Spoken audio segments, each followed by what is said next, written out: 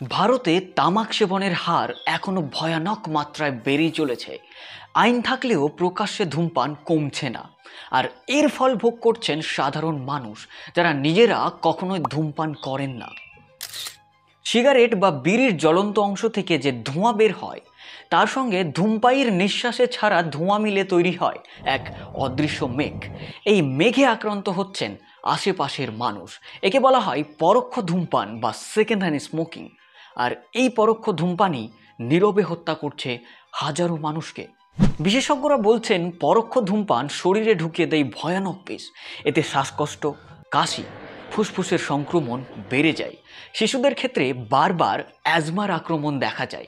ক্ষতিগ্রস্ত হয় হৃৎপিণ্ড, বাড়ে হার্ট অ্যাটাক ও স্ট্রোকের ঝুঁকি। গবেষণায় স্পষ্ট হয়েছে দীর্ঘদিন পরোক্ষ ধূমপানে ফুসফুস ক্যান্সারের ঝুঁকিও বেড়ে যায়। নাক ও সাইনাস ক্যান্সারের আশঙ্কাও বাড়তে থাকে। আর গর্ভবতী নারীরা এই ধোঁয়ায় আক্রান্ত হলে শিশুর স্বাভাবিক বৃদ্ধি বাধাগ্রস্ত হয়, শিশুর ওজন কম হয়, অকাল প্রসব, এমনকি শিশুর মৃত্যু পর্যন্ত ঘটতে পারে। ভারতে সবচেয়ে বড় শিকার হচ্ছে পরিবার। অনেক বাড়িতেই এখনও ধূমপান হয় ঘরের ভেতরে।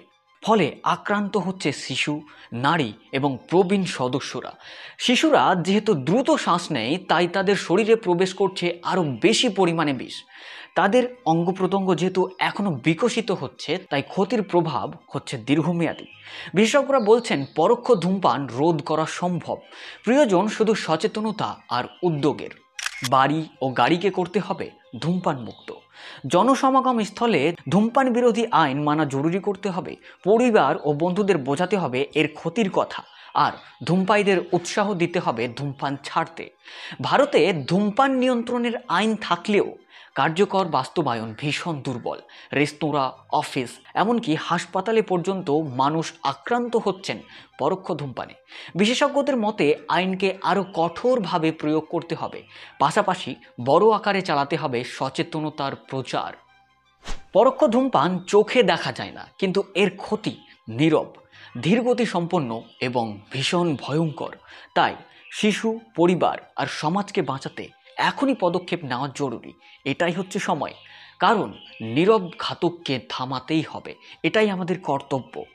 যদি ভিডিওটি ভালো লাগে তাহলে অবশ্যই সাবস্ক্রাইব করবেন এবং পাশে থাকবেন। আর যতটা সম্ভব এই ভিডিওটিকে শেয়ার করবেন, কারণ এটি হচ্ছে একটি সচেতনতামূলক ভিডিও, মানুষের কল্যাণকর ভিডিও। তাই সবাইকে শেয়ার করবেন। ধন্যবাদ।